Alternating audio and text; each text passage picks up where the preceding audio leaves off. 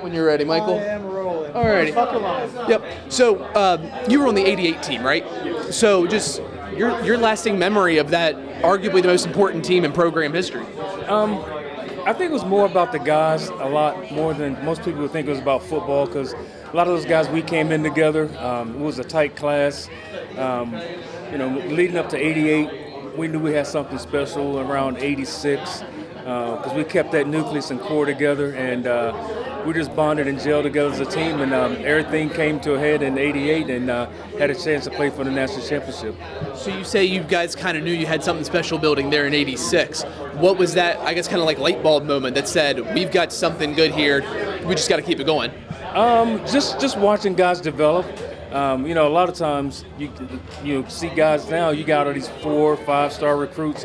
With us, we would probably been a bunch of 1 and 2s, and but we got better every year, better with the coaching. And then, like I said, when Major got there in '86, that was kind of like, that last missing piece of the puzzle, and things started moving pretty good after that.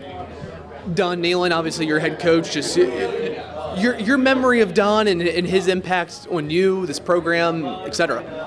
Just like I said last night, it was supposed to have been a roast last night, but it ended up being everybody saying so many nice things about Coach because it was so easy.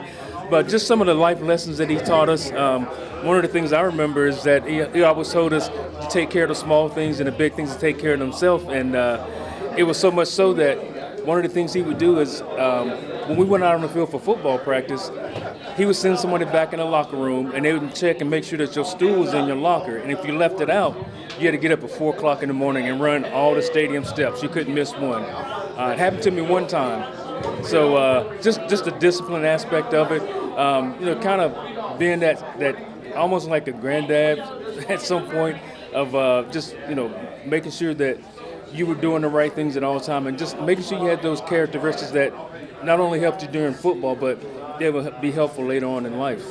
When a roast turns into just a celebration, essentially, it kind of says a lot about that person, doesn't it? It was, people were saying, hey, it was great for you to say those things. I was like, I don't know anything else to say because he's such a great person. I don't know if anybody can say a negative thing about Coach Nehlen. And if they did, it'd probably be a big fight because, he'd probably have a lot of guys coming to his defense. But he's a great, wonderful man.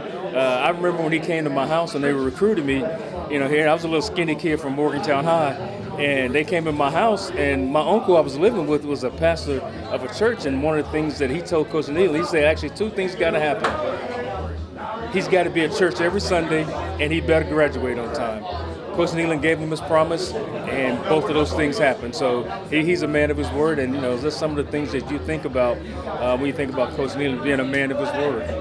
When you see, obviously, Coach Nehlen started this relationship between the Children's Hospital and WVU football, and you see how that's grown. I mean, how important, I guess, was that first step from Coach Nehlen, and then obviously that was important once you got to WVU and throughout your career? Oh, yeah, very, very important. So, there'd be times we'd be in practice and we'd be complaining about how hard it is and how hard things are.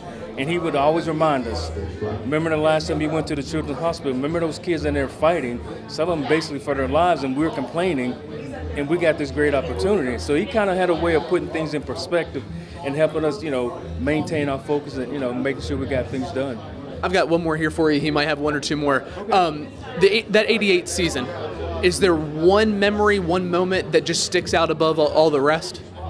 From a personal aspect, when we played Syracuse the last game of the year, I had a pick 6 in that game, and every defensive back up until that point had a pick 6. Orlando had one against Maryland. Darryl Whitmore had one against, I think it was Rutgers. Ivor Mays had one, so I was the only DB up until that point that didn't have a pick 6, and it happened in that game, so it was really special. So you're like joining the club at that point, right? I was joining the club. I got there late, but I joined. So when you join that kind of group, I mean, it's kind of a niche thing, but when you do something like that, I mean, there's a celebration of what the game meant, but also the celebration of you kind of joining that fraternity just amongst guys on your own team. Right. So, even after the game was over, we went into the locker room, and I don't know if they had the footage of that or not, but nobody left the stands. They were cheering the whole time, and they came and got us, and we did a little victory lap around the field, which, I would love to see the videotape of that, but haven't seen it. But it was a great feeling.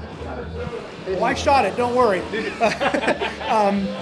Getting back to Coach Nehlen, he obviously had a tremendous influence on your life because you've been on the sideline helping youth for decades. Just talk about his influence on you, if you would. So one of the main influences was when Coach was coaching. I never heard him cuss.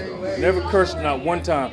Coach Calavers made up for a lot of that. So he did a lot of that, but he was good at what he did. But and I patterned myself after that. I've coached football at Morgantown High since 2001, it's going on 23 years, and never had to curse at a kid, but I could get them to do things that I wanted them to do, and that's the way Coach Nehlen was. So I kind of patterned my coaching style after Coach Nehlen. I didn't have to, talk negative to a person or make them feel bad about themselves, but I can get my point across and have it still be effective.